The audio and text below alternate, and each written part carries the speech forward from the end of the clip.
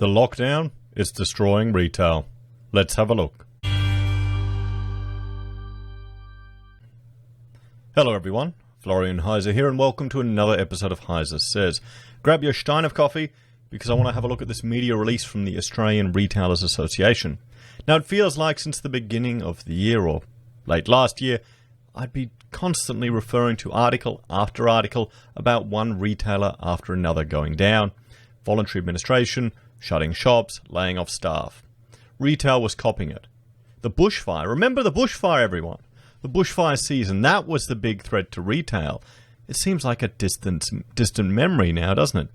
Seems quite naive to think that that would have an economic impact compared to the severe lockdowns they've put in place.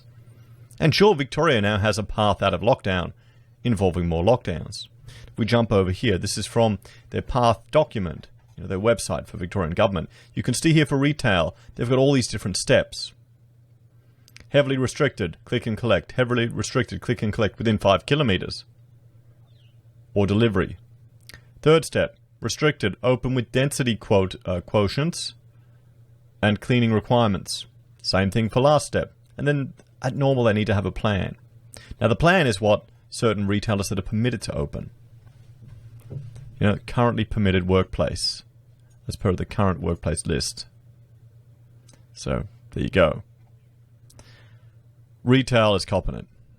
And let's have a look at this release, this media release from the Australian Retailers Association. But before we do, let's learn a little bit about them.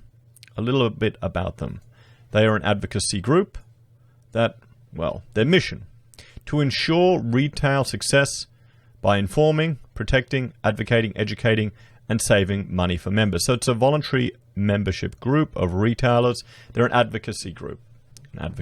Most of the work, if it's anything like the Institute of Architects, most of the work is actually done by the volunteers.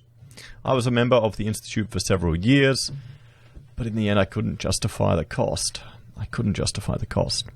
It's about the ARA. Founded in 1903, the Australian Retailers Association is Australia's largest retail association, representing a $325 billion sector, employing more than 1.3 million people. Retail is a big deal, everyone. I constantly, discuss our tourism sector.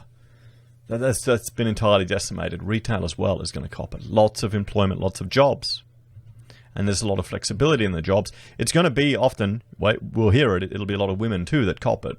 Because a lot of them are working in the retail jobs. Because, people make choices. And these are jobs where you get to deal with people and you get to sell. And for gregarious people, it's probably a good role for you. You can do quite well in retail. So it's been ensuring the success of members for 116 years. 325 billion worth.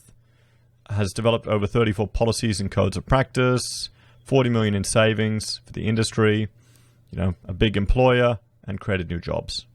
So you can see here they are an old industry association dating back over 100 years. Over 100 years. So what do you think their take is going to be on these lockdowns, these restrictions, and the pathway out for retail? So the 7-week delay on retail reopening is a devastating blow, says the Australian Retailers Association. This is a huge hit to retail.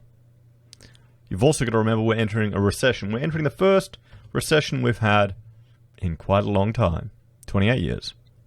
But also the fall in GDP has been the biggest in memory.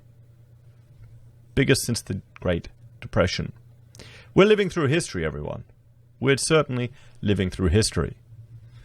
So how are these retailers gonna survive, to be honest? The Australian Retailers Association has welcomed the roadmap out of restrictions delivered today, and this is yesterday, by Victorian Premier Daniel Andrews, but said the protracted delays to retail reopening with a 7-week delay will be a death sentence for many Melbourne retailers. Now I'm just looking at the time here, the timestamp. I will link to my other video I did going through this. But some of the restrictions are out till November, guys. And some of the expectations that the Andrews government are putting in place to allow the removal of these restrictions are just Very onerous. Very, very onerous. Like no cases in the entire country. So someone getting ill in Darwin affects a Melbourne business's ability to do business. I guess, these are our betters. We vote them in for a reason. ARA CEO Paul Sarah said retailers expected and accept the need for a staged and safe return to regular activities within Victoria.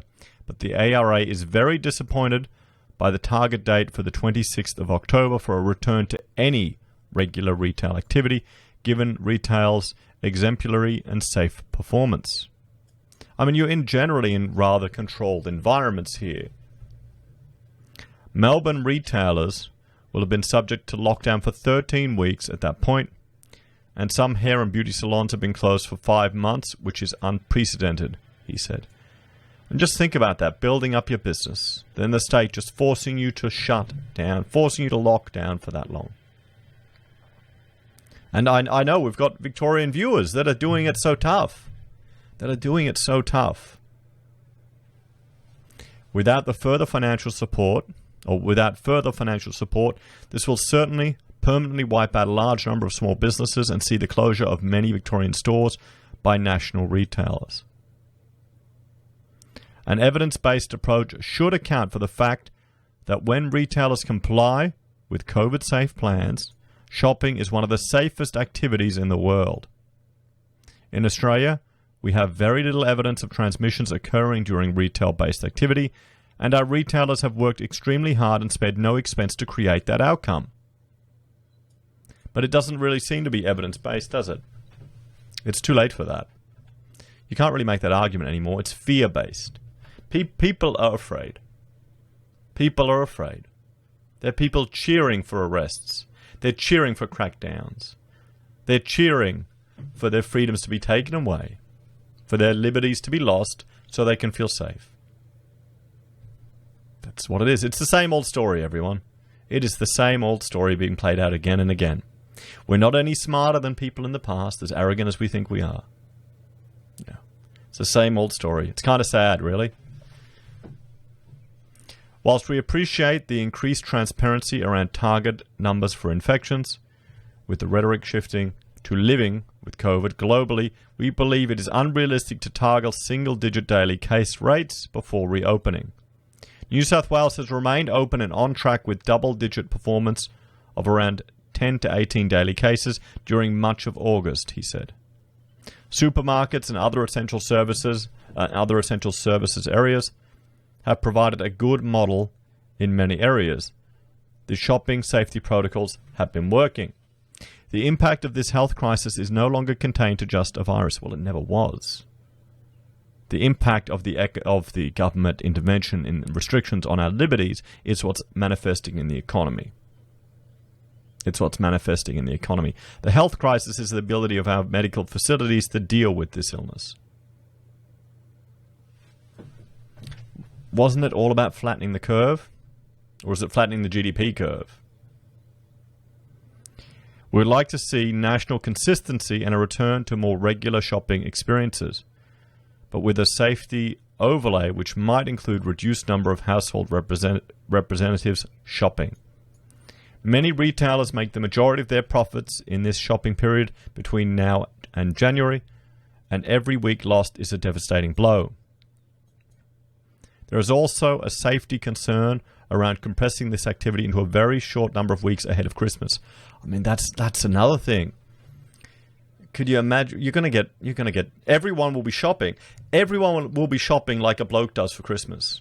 So all these people that are well organized and spread out their Christmas shopping months in ahead are going to be like the single 20-something bloke who's visiting their family and has to do shopping on the night before Christmas Eve. Increased density. Maybe I'm just admitting to how I shop. It's awesome having a wife, guys, because you can just put all of that present responsibility on the wife. Right there. It's their job. It's their job. Cheers for that, blokes. So, it would make more sense to have started the staged reopening earlier, he said.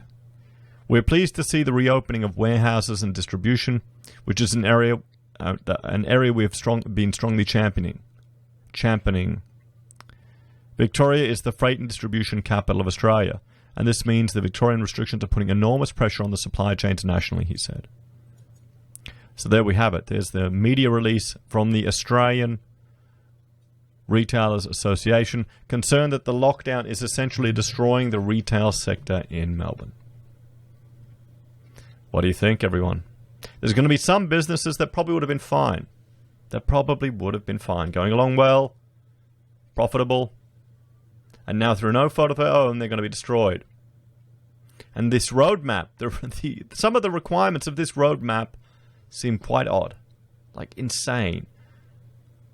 You know, what happened to managing this?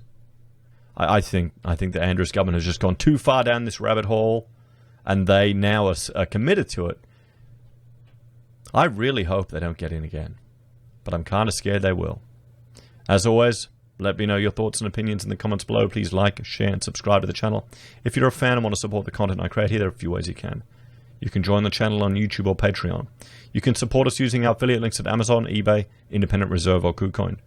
You can buy merch from HeiseSays, use Gold Pass from the Perth Mint, or support us via PayPal.